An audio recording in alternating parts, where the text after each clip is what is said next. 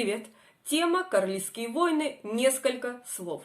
Карлистские войны – это серия гражданских войн, происходивших в Испании в XIX веке. Претенденты на трон боролись за власть, также ко всему этому существовали различные политические разногласия.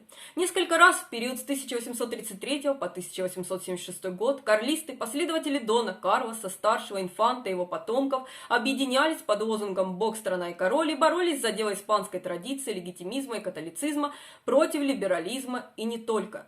Важно отметить, что карлистские войны имели очень сильный региональный компонент.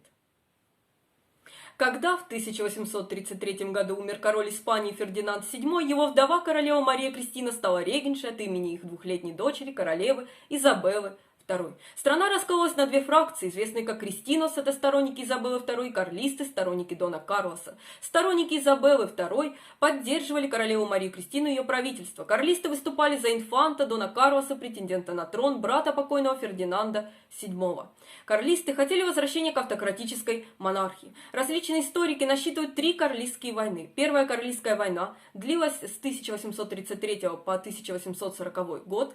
Боевые действия в то или иное время охватывали большую часть страны, хотя основной конфликт был сосредоточен в Арагоне, Каталонии, Валенсии и не только. Вторая Карлистская война длилась с 1846 по 1849 год. Она была незначительным каталонским конфликтом. Мятежники пытались посадить на трон Карлоса, графа де Монтемолина. Третья Карлистская война длилась с 1872 по 1876 год.